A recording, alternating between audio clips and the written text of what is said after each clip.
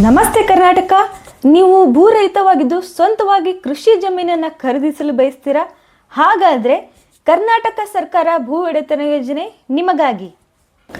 ಈ ಯೋಜನೆಯಡಿ ಅರ್ಹ ಫಲಾನುಭವಿಗಳಿಗೆ 25 ಲಕ್ಷ ರೂಪಾಯಿವರೆಗೆ ಆರ್ಥಿಕ ನೆರವು ಸಿಗಲಿದ್ದು, ಇದರಲ್ಲಿ 50% ಸಬ್ಸಿಡಿ ಮತ್ತು ಉಳಿದ ಮೊತ್ತವನ್ನು ಕಡಿಮೆ ಬಡ್ಡಿದಲ್ಲಿ ಸಾಲವಾಗಿ ಸಿಗುತ್ತೆ.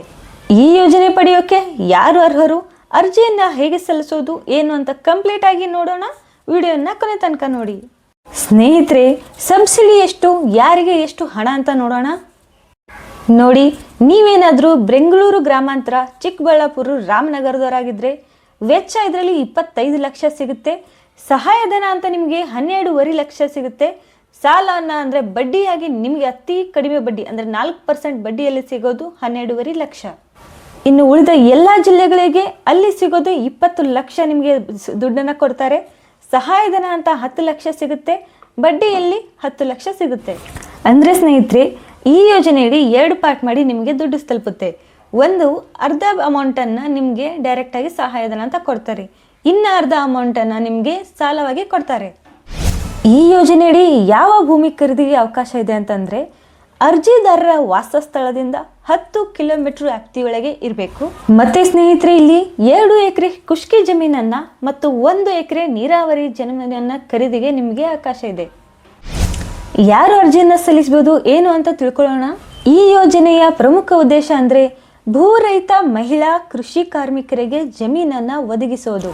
ಇನ್ನೊಂದು ವಿಷಯ ಹೇಳಬೇಕು ಅಂದರೆ, ಈ ಯೋಜನೆಯು ಪ್ರಮುಖವಾಗಿ ಪರಿಶಿಷ್ಟ ಜಾತಿ ಮತ್ತು ಪಂಗಡಗಳ ಸಮುದಾಯಕ್ಕೆ ಆರ್ಥಿಕ ಅಭಿವೃದ್ಧಿಗಾಗಿ ಮೀಸಲಿಡಲಾಗಿದೆ.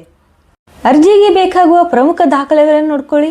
ಪಾಸ್ಪೋರ್ಟ್ ಸೈಜ್ ಫೋಟೋಸ್, ಜಾತಿ ಪ್ರಮಾಣ ಪತ್ರ, ಆದಾಯ ಪ್ರಮಾಣ ಪತ್ರ, ಆಧಾರ್ ಕಾರ್ಡ್, ಕೃಷಿ ಕಾರ್ಮಿಕರ ದೃಢೀಕರಣ ಪತ್ರ. ಇನ್ನು ಸ್ನೇಹಿತರೆ, ಅರ್ಜಿ ಸಲ್ಲಿಸುವ ವಿಧಾನ ನೋಡಬೇಕು ಅಂತಂದರೆ, ನೀವು ಸೇವಾ ಸಿಂಧು ಪೋರ್ಟಲ್ ಮೂಲಕ ಆನ್ಲೈನ್ನಲ್ಲಿ ಅರ್ಜಿಯನ್ನು ಸಲ್ಲಿಸಬಹುದು. ಸಹಾಯ ಕೇಂದ್ರಗಳ ಮೂಲಕ ಅರ್ಜಿಯನ್ನು ಸಲ್ಲಿಸಬಹುದು. ಈ ಯೋಜನೆಯಡಿಯಲ್ಲಿ ಅರ್ಜಿಯನ್ನು ಸಲ್ಲಿಸೋಕೆ 2 ಡಿಫರೆಂಟ್ ಇಲಾಖೆಗಳಿವೆ. ಅದಕ್ಕೆ ತಕ್ಕಾದಂಥ ಕೊನೆಯ ದಿನಾಂಕ ಕೂಡ ಇದೆ. ಸಮಾಜ ಕಲ್ಯಾಣ ಇಲಾಖೆಯಿಂದ ಕೊನೆ ದಿನಾಂಕ ಅರ್ಜಿಯನ್ನು ಸಲ್ಲಿಸೋಕೆ ಅಂದರೆ 10 ಡಿಸೆಂಬರ್ 2025. ಪರಿಶಿಷ್ಟ ಜಾತಿ ಮತ್ತು ಪಂಗಡಗಳ ಇಲಾಖೆಯವರು ಮಾಡಬೇಕು ಅಂತಂದರೆ ಕೊನೆಯ ದಿನಾಂಕ 17 ಡಿಸೆಂಬರ್ 2025. ಈ ಸಮಯ ಮುಗಿದ ನಂತರ ಅರ್ಜಿಯನ್ನು ಸಲ್ಲಿಸೋಕೆ ನಿಮಗೆ ಅವಕಾಶ ಇದೆ ಇಲ್ಲ ಅಂತ ನನಗಂತೂ ಗೊತ್ತಿಲ್ಲ. ವಿಚಾರಿಸಿಕೊಂಡು ಬೇಕಾದವರು ಅರ್ಜಿಯನ್ನು ಸಲ್ಲಿಸಿ. ನಮ್ಮ ಈ ಮಾಹಿತಿ ಇಷ್ಟ ಆಗಿದ್ದಲ್ಲಿ ಸಬ್ಸ್ಕ್ರೈಬ್ ಮಾಡಿ ಮತ್ತು ಶೇರ್ ಮಾಡಿ. ನಮಸ್ತೆ.